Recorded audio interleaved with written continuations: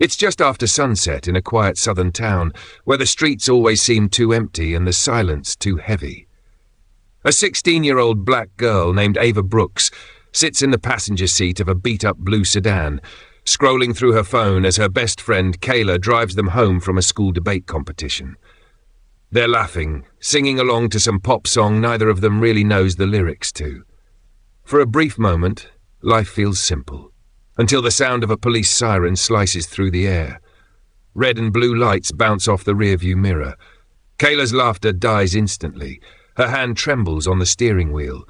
Ava looks up, her heart skipping a beat. They pull over to the curb, tires crunching against gravel. A white police officer steps out of his cruiser. Broad shoulders, slow walk, the kind of man who wears his badge like a crown. His name is Officer Daniels. And tonight, he's decided these two black girls are his entertainment. He approaches the car, flashlight in hand, shining it directly into Kayla's face. "License and registration," he says, voice cold. Kayla scrambles to find it, explaining softly that they were just coming from school. Daniels doesn't care. His light sweeps to Ava. He studies her like she's out of place. "You two from around here?" he asks. "Yes, sir," Ava replies. He smirks. "Didn't think so." The tone in his voice isn't curiosity. It's mockery. That same poisoned politeness black folks have learned to recognize since forever. Ava feels it. The same story, different day. He tells Kayla she rolled through a stop sign, though both of them know she didn't. Ava glances at the dashboard clock. It's 7:38 p.m. Her dad will be calling soon to check if she's home safe. She forces a calm smile, hoping this ends quickly. But Daniels isn't letting them go that easy. He leans against the window, eyes still on Ava. "What's your name?" "Ava Brooks." "And where you live, Ava Brooks?" "2 streets down, sir." He laughs under his breath. "You sure about that?" There's a silence that feels like a test. Ava's used to it, being measured, weighed, doubted. She answers again, steady this time. "Yes, sir." Daniels tilts his head like he's waiting for her to slip. He asks where they were going, what they were doing, and who owns the car. Every question comes with that same mocking tone. Ava keeps her voice polite, but the heat in her chest is growing. He circles the car, tapping the trunk with his flashlight. "You girls carrying anything you shouldn't be?" Kayla shakes her head. "No, sir." He smirks. "Sure about that?" Ava speaks up. "Sir, we haven't done anything wrong. My dad's in the military. You can call him if you want." That makes Daniels pause. He turns back toward her, eyebrows raised. "Your dad's in the military?" "Yes, sir." "What's he do?" "He's a Navy SEAL." The words leave Ava's mouth calmly, but she can already see the disbelief in his eyes. Daniels lets out a low laugh, the kind that cuts deep because you know it's not about what you said, but who you are. "A Navy SEAL?" he repeats. "You? Come on, sweetheart, don't lie to me. You don't strike me as the SEAL type." Ava's stomach twists, but she doesn't look away. "It's true," she says quietly. He leans closer, eyes narrowed. "What? He'd tell you that so you could feel special?" Kayla grips the wheel tighter. "Officer, please." "Quiet," Daniel snaps. "I wasn't talking to you." Ava's hands start to shake, but she hides them under the dashboard. Inside, she's replaying her father's words. "Stay calm. Keep your tone steady. Never let them take your dignity." But calm feels impossible when you're being laughed at for existing. Daniels steps back, speaking into his radio. "Dispatch, I've got 2 uncooperative juveniles. Might need another unit." Uncooperative. That's the word they always use when you refuse to bow your head. Ava glances at Kayla. "He's calling for backup?" Kayla nods, whispering, "Just stay quiet." But silence feels like surrender. Ava straightens up. "Sir," she says, voice clear, "my father's name is Chief Petty Officer Marcus Brooks. He's served for over 15 years. If you don't believe me, you can call." Daniels laughs again, cutting her off. "Chief Petty Officer, huh? That's cute. I've heard a lot of stories in this job, but that's a new one. Navy SEAL, sure." He looks her up and down, his face twisting into a smirk. "Tell me something, sweetheart. They teach you how to lie like that at school or at home." Ava's chest tightens. She can feel Kayla's hand trembling beside her, can feel her own pride fighting with fear. She's been taught to be respectful, but she's also been taught to stand tall. She breathes out slowly. "You can disrespect me, sir, but not my father." For a second, Daniels goes quiet. The tension sits heavily between them. Then he leans closer to the open window. "Your father, huh? What's he going to do? Swim here?" The cruelty in his tone makes Ava's eyes burn, but she refuses to cry. If you've ever been talked down to by someone who thought they could break you, you know this feeling. That quiet fire that says, no, not today. Subscribe to the channel if you believe every story like this deserves to be told, because this next part, it only gets worse before it gets powerful. Daniels taps on the car door again. The sound echoes through the night. You girls wait right here, he says, walking back toward his cruiser. He's calling someone, maybe backup, maybe just trying to stretch his authority for the crowd that's slowly gathering on the sidewalk. Ava can see him pacing, laughing into his radio. He keeps looking back at her, the smirk never leaving his face. Kayla whispers, Ava, maybe we should just call your dad. I was trying to, she says, voice shaking. He wouldn't let me touch my phone. The longer the silence stretches, the louder Ava's heartbeat gets. Every second feels like an hour. She stares straight ahead, jaw tight, hands still on the dashboard where he can see them, just like her dad taught her. She can hear Daniel's voice faintly through the open window. Yeah, says her daddy's a SEAL, probably one of those neighborhood tough guys with stories. The other officers on the radio laugh. Ava's throat closes. She can't even look at Kayla anymore. For a second she considers screaming. But she knows that's what he wants, to prove her father wrong without ever meeting him. So she doesn't give him the satisfaction. She sits there, quiet, still, burning on the inside. The lights behind them don't just flash, they burn. Red, white, blue, red again. A blur of power meant to remind you who runs the street. Ava can feel it in her throat, her pulse. The humiliation of being 16 and already knowing what this means. Backup arrives. 2 more cruisers. Doors slam, radios crackle. Now it's 3 white officers for 2 teenage girls just trying to get home. Ava's friend Kayla sits frozen behind the wheel, hands gripping the steering so tight her knuckles have gone pale. She whispers, don't say anything, Ava. Just don't. But Ava's chest feels heavy, not from fear but from a kind of disbelief that burns deeper than anger. Officer Daniels walks up slow, smirking like he's already won. His flashlight sweeps through the car like he's looking for something to justify what he's already decided. Then he looks back at her. So Navy SEAL, huh? His voice drips with mockery. Tell me, sweetheart, what's Daddy's unit? SEAL Team TikTok. The other 2 laugh. It's not loud laughter, it's worse. That quiet, knowing chuckle that says they're comfortable. They've done this before. Ava tries to breathe steady. You can call him, she says softly. Marcus Brooks, Chief Petty Officer, U.S. Navy. Daniels rolls his tongue against his cheek, pretending to write the name down on his notepad. Oh, I'll call him all right, he says. Maybe he can explain why his little girl's riding around after curfew in a stolen-looking car. Ava blinks. It's my friend's mom's car. He cuts her off. I didn't ask whose it is. I asked why it looks out of place. He steps back, turns toward his car radio and mutters something into the mic, loud enough for everyone to hear. Dispatch, run a name check on a Marcus Brooks, claiming to be a Navy SEAL, possible fabrication. The word fabrication hangs in the air like a slap. A small crowd has started to form. A few people on the sidewalk, 1 or 2 holding up phones. The glow of their screens bounces off the police lights, painting everything in distorted colour. Daniels notices and turns toward them. Back up. No filming. This is a lawful stop. That only makes more phones rise. And just like that, the game changes. Ava can feel the power tilt slightly, not much, just enough to make Daniels angrier. He turns back toward her. You think they're going to save you? You think a couple of phone cameras make you untouchable? Ava swallows hard, eyes fixed straight ahead. She doesn't answer, but then something in her snaps, not loudly, not dramatically, just the sound of a girl realizing silence doesn't protect you anymore. You can laugh all you want, she says. Her voice trembles, but she says it anyway. My dad served this country. He's more of a man than you'll ever be. It's like time stops. The laughter dies instantly. Daniel's face tightens. What did you just say? Ava's voice steadies now. You heard me. He leans in close, so close she can smell the coffee on his breath. You don't talk to me like that, you understand? But Ava doesn't flinch. Daniels takes a step back and waves his hand. Out of the car. Kayla pleads, please sir, we didn't do anything. Out! They both step out, trembling under the pulsing lights. Cars pass slowly, strangers staring. It's public humiliation at full volume. Daniels circles Ava, sizing her up. You kids think you're special because you've got big words and big attitudes. SEALs don't raise liars. He says it louder now, for the crowd, for the camera, for his own ego. Ava whispers, "You don't know him."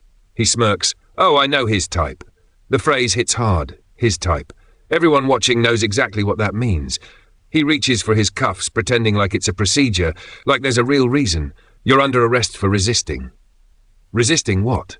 Ava says. Authority. He spins her around, metal clicking. The sound echoes like a final insult. The crowd gasps. Maya cries quietly.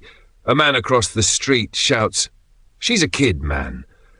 Daniels doesn't care. He's enjoying this. If you're watching this right now and you've ever seen power used like this, not to protect but to humiliate, take a second. Subscribe to this channel, because these stories, they need to be told, and too often they get buried. Daniels stands tall, his grin sharp with arrogance. Call your SEAL daddy now, huh? Maybe he can swim his way out of this one. He laughs at his own joke. The other officers shift uncomfortably, even they sense it's gone too far. A minor just got handcuffed for speaking up. Ava keeps her head down, jaw clenched. But inside, she's not afraid anymore. Something else takes its place, that quiet kind of fury that doesn't scream. It waits. The tension builds, unbearable now. The lights flash, the cameras record, and Daniels keeps talking. He doesn't realize the crowd's no longer looking at him. They're looking past him, down the road. Because at the end of the block, a pair of headlights has appeared. Slow, steady, deliberate. The kind of approach that changes the air before it even arrives. Ava hears the hum of a familiar engine. Her heartbeat steadies for the first time all night. Daniels is still ranting when Kayla whispers under her breath, "Ava, is that?" Ava lifts her head. The corners of her mouth barely move, but her eyes say everything. It's him. And for the first time since the stop began, Ava smiles. Just a little. Because somewhere in that darkness, justice is finally coming into view. The cuffs click tighter. Ava's wrists burn. Daniel's laughter still echoes in her ears. The crowd murmurs, phones raised, catching the humiliation frame by frame. Another video in the endless chain of injustice. Then, without warning, the low hum of an engine cuts through the noise. A black SUV rolls up slow, deliberate, confident, silent. The kind of silence that commands attention.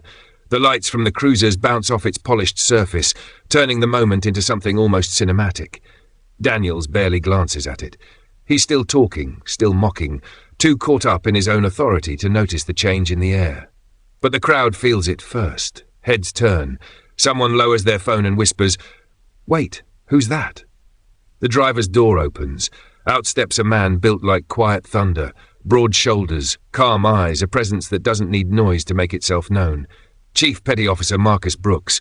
Ava sighed heavily. She doesn't cry, she doesn't shout. She just exhales, the kind of breath that sounds like relief and fire at the same time. Daniels looks over his shoulder, frowning. "Sir, this is a police matter." Marcus doesn't even blink. "That's my daughter." And the tone of that sentence, the weight of it, flips the entire scene. The crowd falls silent. Even the wind seems to stop. Daniels clears his throat. "Sir, I'll need you to step back. We're handling—" Marcus takes one step forward, calm and deliberate. "Handling?" he repeats softly. "You've got a 16-year-old girl in cuffs for being black and confident. That's what you're handling." The other officers exchange uneasy glances. The crowd leans closer. You can almost hear the unspoken question ripple through them. Who is this man? Marcus pulls a small leather case from his jacket and opens it. The gold emblem catches the red-blue lights, US Navy SEAL insignia. Every officer on that street knows exactly what that means. Daniel's jaw tightens. His eyes flicker between the badge, the crowd, and the man standing in front of him like a storm held in place. "Sir, I—" Marcus cuts in quietly and calmly. "You ever serve, officer?" Daniel stammers. "No, sir, but—" Marcus steps closer. Not threatening, just steady, like someone who's seen real danger and knows what fearless actually looks like. "Then don't you ever mock a soldier's child for being proud of her father?" Every word lands like a hit. But it's not anger. It's precision. The kind of calm that comes from discipline, from years of being underestimated and still walking tall. The younger cop behind Daniels looks away. Shame flickers in his eyes. He's realizing how bad this looks, not just online, but morally. Marcus turns his gaze to Ava. Her wrists are still cuffed, metal biting into her skin. "Uncuff her," he says simply. Daniels hesitates. "Sir, with all due respect, sir, there's a procedure to that, sir." Ava has been sitting in the back of the patrol car for what feels like hours. Her wrists were red from the cuffs, her face streaked with tears she refused to let fall. Marcus stood outside, saying nothing, just breathing. Every inhale deeper than the last, the kind that comes from a man holding back an ocean inside his chest. Officer Daniels couldn't even meet his eyes anymore. He kept pacing, fidgeting, muttering into his radio about procedure. But procedure doesn't save you when the truth's already out there. And Marcus Brooks wasn't just any man in uniform. He was a veteran who'd seen combat zones calmer than that street. He'd stared down enemies with more honor than the man who mocked his daughter. When he finally spoke again, his voice cut through the air like the first sound after a storm. I said, "Uncuff my daughter." It's not a threat. It's a command. The kind of tone you only hear from men who've led others into battle. The crowd is dead silent now. Even the radios seem to go quiet. Daniels fumbles with the key, trying to look composed, but his hands betray him, shaking slightly. The cuffs pop open. Eva rubs her wrists, her head still bowed, tears welling but refusing to fall. Marcus doesn't comfort her. Not yet. He looks directly at Daniels instead. "You ever see combat?" Daniels swallows. "No, sir." "Ever watch a man give his life for someone who didn't look like him?" He shakes his head. Marcus nods slowly. "Then maybe you don't know what service really means."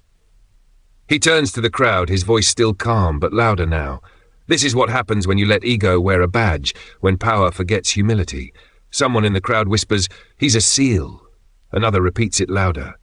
"That's her dad, a Navy SEAL." The murmur spreads like fire. Cameras zoom in. The story is already being written in real time. Daniels looks around, realizing every move, every breath is being recorded. He tries to salvage what's left. "Sir, I was just—" Marcus interrupts. "Doing your job?"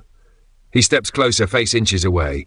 A real job means protecting people, not humiliating them. And if you're watching this right now, you know this scene too well. If you believe stories like Ava's deserve to be seen, heard, and remembered, hit that subscribe button right now, because this is why the Untold Black Struggles exists. To make sure truth walks into every scene that tries to silence it. Daniels finally lowers his eyes. The arrogance drains away. For the first time, he looks small. Marcus doesn't yell. He just stares at him, that long, heavy silence that makes even the proudest men fold. Then he speaks again. "When I was deployed overseas, I fought next to people who didn't share my color, my name, or my story. But we trusted each other. Because when bullets fly, the only thing that matters is integrity." He steps back, looking around at all three officers. "You three forgot that." Daniels opens his mouth, but nothing comes out. Marcus turns back to Ava, his voice soft now. "You okay, baby girl?" She nods, wiping her face. "Yeah." He smiles, just slightly. "That's my daughter." The crowd exhales like they've been holding their breath for minutes. Someone starts clapping quietly. It grows louder. The moment shifts from tension to triumph. Not loud, not overdone, just earned. Marcus walks her toward the SUV. Before getting in, he turns once more toward Daniels. "You'll remember this night, not because of who I am, but because of who you became when no one was watching." He gets in the SUV. The engine hums. The headlights sweep across the stunned officers one last time. And then he's gone. The crowd disperses slowly, still whispering. Cameras still rolling, but one thing is clear. The power has shifted. For once, the story didn't end in tragedy. It ended in accountability. And as Ava stares out the window of that SUV, the flashing lights fade behind her. But the look in her eyes says it all. She didn't need revenge. She got something better. Respect. By the next morning, the video has already made its rounds, not just in the town, not just in the state, but across the country. Ava's trembling voice, that officer's mocking laughter, and her father's quiet arrival.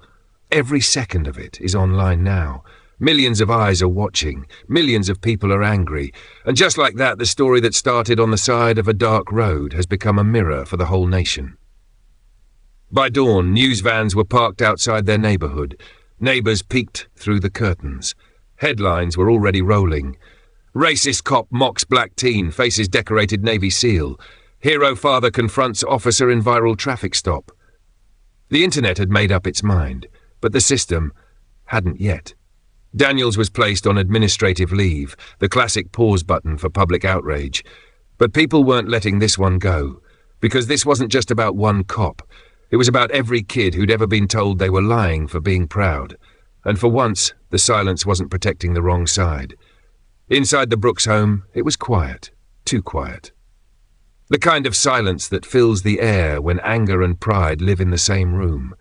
Ava sat on the couch, watching herself on TV, the shaky cell phone clip looping again and again, her voice saying, "My dad's a Navy SEAL." His laughter echoed right after. She looked away. Marcus walked in, still in his undershirt, eyes tired but steady. He sat beside her and turned the TV off. "They'll talk about it for a while," he said. "Then they'll move on to something else. But you?" He pointed at her. "You can't let this moment move past you. You faced that man with dignity. Don't ever let the world make you ashamed of that." Ava didn't respond at first. Then she asked softly, "Do you ever get tired, Dad, of having to prove who you are every time?" Marcus leaned back, staring at the ceiling for a long beat. Then he smiled, the kind of smile that doesn't mean happiness, just understanding. "Every day," he said, "but that's what makes us who we are. We don't break. We don't bend. We just keep showing up, again and again, until the truth has no choice but to recognize us." If you're still watching, you already know. These stories don't just happen on camera. They happen every day, in classrooms, on sidewalks, in boardrooms. And if you believe these stories need to be told, don't just scroll. Subscribe. Because the more people hear them, the less they can pretend not to see. 2 days later, the police department held a press conference. Officer Daniels stood behind the podium, pale and stiff. He read from a piece of paper something about miscommunication, context, and lessons learned. But everyone watching knew what it really was, an apology dressed up as damage control. Marcus and Ava didn't attend. They didn't need to. The truth had already spoken for them. That night, as they sat on the porch, the air was cool and still. For the first time in days, the street was quiet. Marcus looked out into the distance and said, "You know, sometimes silence isn't weakness. It's preparation. You stay calm, so when your moment comes, you walk into it ready." Ava smiled faintly, "Like you did." He nodded, "Exactly like that." The next morning, Ava walked into school, heads turned. Some kids whispered, some clapped, others just stared. But she didn't shrink, didn't rush. Every step was deliberate, measured, proud. She wasn't walking in shame anymore. She was walking in legacy. The same cop who'd mocked her was now off the force, his badge suspended pending further investigation. The same hand that cuffed her was now writing a statement of regret. And for the first time, the story didn't end with silence. It ended with accountability. Sometimes the loudest way to fight back is to stay calm, stay proud, and let the truth walk right onto the scene.